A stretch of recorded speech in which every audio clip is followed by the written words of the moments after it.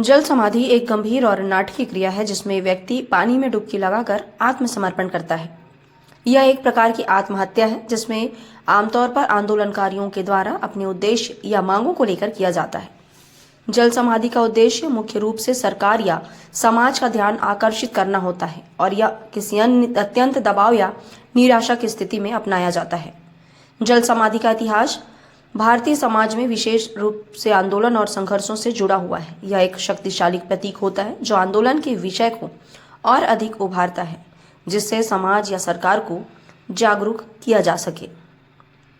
और इसी प्रकार का कुछ नज़ारा हमें राजधानी रायपुर के नवा रायपुर में देखने को मिला, जहां बीएड सहायक शिक्षक अपने समायोजन की मांग को लेकर अलग अलग तरीके से प्रदर्शन कर रहे हैं। बीएड सहायक शिक्षक आज प्रदर्शन की कड़ी में जल समाधि लेकर के सरकार के खिलाफ सरकार से अपने समायोजन की मांग कर रहे हैं। उन्होंने सारे हथकंडे अपनाकर देख लिए, लेकिन अब उनके पास एक ही रास्ता बचा हुआ है। इससे पहले हमने देखा था कि वित्त मंत्री ओपी चौधरी की इससे पहले हमने देखा था कि वित्त मंत्री ओपी चौधरी से मिलने बीएड सहायक शिक्षक पहुंचे हुए थे, जहां उन्होंने उनसे मिलकर समय मांगा था और साथ ही साथ उनके हाथों पर तख्ती देखी गई थी, जिसमें उन्होंने सीधे तौर पर लिखा है कि या तो सरकार समायोजन करे या फिर उन्हें इच्छा मृत्यु के लिए परमिशन दे। तो कहीं ना कहीं बीएड सहायक शिक्षक जो हैं काफ़ी हताश हो चुके हैं और उन्हें सिर्फ एक ही आस जुड़ी हुई है कि छत्तीसगढ़ में की सरकार जो है संवेदनशील सरकार उनके हित में फैसला करेगी। लेकिन फिलहाल अब देखना होगा कि क्या सरकार उनकी बातें सुन पाती हैं, क्या उनका समायोजन हो पाता है, या फिर इनका आंदोलन मात्र आंदोलन बनकर रह जाएगा। ये आने वाला वक्त और समय बताएगा। Bureau report, RK news, Raipur.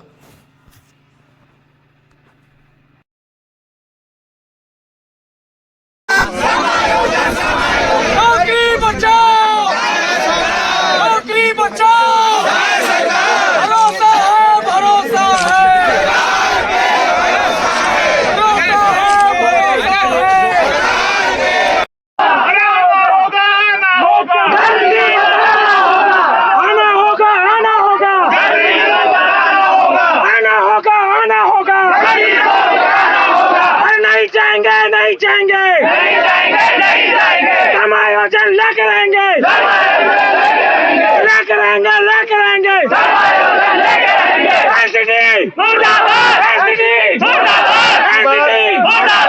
सरकार चुप अपना प्राण दे देंगे। 2987 शिक्षक सरकार अगर नहीं समझना करती तो। और आज हम संकल्पित करके आए, वीर हनुमान जी को भी मान के आए, हम अपना जान दे देंगे, लेकिन किसी हालत में समायोजन लेंगे। हमने कोई क्राइम नहीं किया।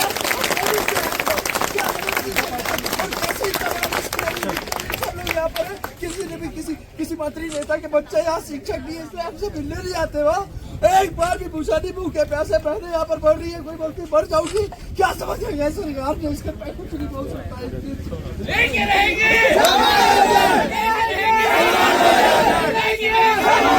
इस पूरी प्रक्रिया में कहीं भी कोई दोष नहीं है। और अगर आज हम 3000 शिक्षकों को निकाला जाता है तो ये ना सिर्फ छत्तीसगढ़ के इतिहास में बल्कि भारत के इतिहास में एक काला अध्याय बन जाएगा।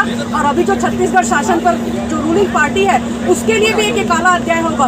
अब ये उनको डिसाइड करना है कि क्या वो काले अध्याय को देने वाले 3000 निर्दोष शिक्षकों को निकालने वाले बनते हैं, या हम 3000 शिक्षकों की नौकरी बचाकर तारणहार बनना चाहते हैं। ये मुख्यमंत्री जी के ऊपर निर्भर करता है। मुख्यमंत्री जी आप खुद डिसाइड कीजिए कि आप क्या करना चाहते हैं। सर मेरा भी एक प्रश्न है। मेरा ये प्रश्न है कि अगर हमारी जगह आज उनकी बेटी होती तो वो क्या करते? हम भी किसी की बेटी हैं, ऐसे ही नहीं है। आज उनकी बेटी अगर यहाँ खड़ी होती तो क्या वो यहाँ नहीं आते, समायोजन नहीं करते?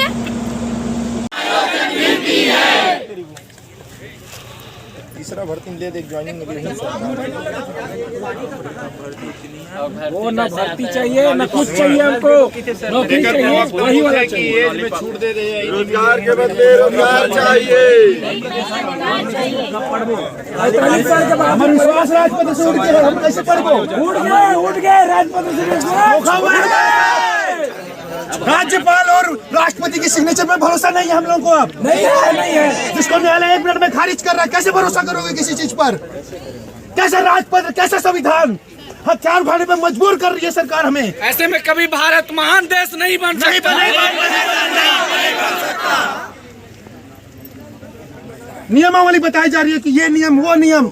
बताओ उनको जो प्रशासन में बैठे हैं, बताओ राष्ट्रपति और राज्यपाल को क्या क्या नियमावली होती है उनको। तो नियम होता है। जिस देश में विश्व गुरु माना जाता है भारत को, और भारत में जब शिक्षक ही ऐसे जगह में रहेंगे, उसकी हालात गंभीर रहेगी, तो कहाँ से बनेगा विश्व गुरु?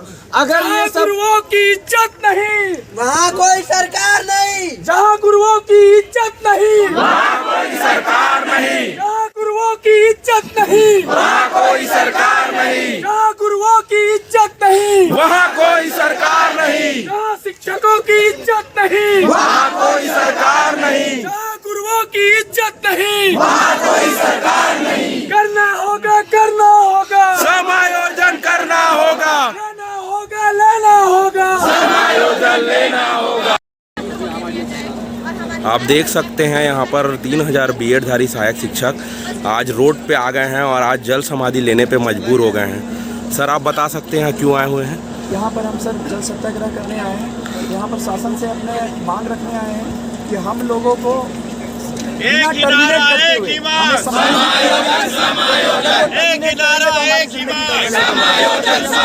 सम्मान का टर्मिनेशन होगा। मैं एक ही चीज बोलता हूँ कि यहाँ पर हमने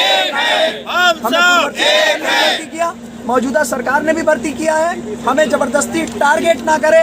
मेरे कई साथियों को जबरदस्ती नाम पूछा जाता है, ये सोच के कि डर गए अगर हमारी जान चले जाती, इसमें से किसी को भी, कई लोगों को पूछा जाता, अगर पर्सनली किसी को पूछा जाता है, नाम पूछा जाता है, इसका मतलब अगर वो मर गया तो जो पूछने वाला है वो उसका जिम्मेदार होगा। सीधी सी बात है। हमारी मांग जब तक पूरी नहीं होगी, हम संविधान के राजपत्र से भर्ती हुए, यहाँ पर आला अधिकारी खड़े हुए हैं। इन लोगों ने भी इंडियन कॉन्स्टिट्यूशन पढ़ा होगा। They have also studied Indian constitution. क्या लिखा हुआ है, what is the value of gazette. अगर गजट को सरकार नहीं मानती है और हम संवैधानिक रूप से हम सरकार को मनाने के लिए यहाँ खड़े हैं, आज तक हमने किसी प्रकार का गैर कानूनी हरकत नहीं किया, ना हम कभी मुख्यमंत्री निवास का घेराव किए, इनके आदेश के बगैर हमने कोई भी काम नहीं किया। ये हमारी सबसे बड़ी पहचान है कि हम मेरिट वाले शिक्षक हैं। आप छत्तीसगढ़ की जनता, बस्तर की जनता, सरगुजा के तो लइका मल्ला पढ़ाए के बाद आज हमला यहाँ पर परेशान करत हो सकते हैं। काली मोर कोई गर्दन काट दे यहाँ पर मैं, लेकिन बता दे तो अगर मैं नहीं रहूँ समझ ले कि लोकतंत्र के हत्या हो गई। सीधी सी बात है। यहाँ पर कई साथी मल्ला ऐसा परेशानी होते और हम यही चीज़ कहना चाहता। बाकी मैं कुछ नहीं कहना चाहूँ सर। सरकार से प्रार्थना है, विष्णु जी है, पालनहार है, आदिवासी नेता है। कई आदिवासी में खुद दंतेवाड़ा क्षेत्र से पले बड़े यारो, आदिवासी बन सब खेले कूदे हों, और आज एक आदिवासी, आज एक शिक्षक के आत्मसम्मान की हत्या हो गए, मतलब हमारी हत्या हो गए। टर्मिनेशन करना मतलब है कि हम अल्लाह बिना टर्मिनेट करे समायोजन करना, यही हमारी मांग है। ये मांग हमारी रही, हमारे प्राण के साथ चल दी, और हमारा अगर समायोजन नहीं करना है तो सफेद चादर हमारे ऊपर लट गई। सीधी सी देख सकते हैं आप सर, ये सब नौकरी की, सर ये नौकरी की लड़ाई नहीं है, ये आत्मसम्मान की लड़ाई है। हम मेरिट होल्डर्स हैं, हमारी कोई गलती नहीं है। हम सरकार से यही निवेदन करते हैं कि हमारी नौकरी सुरक्षित रखें।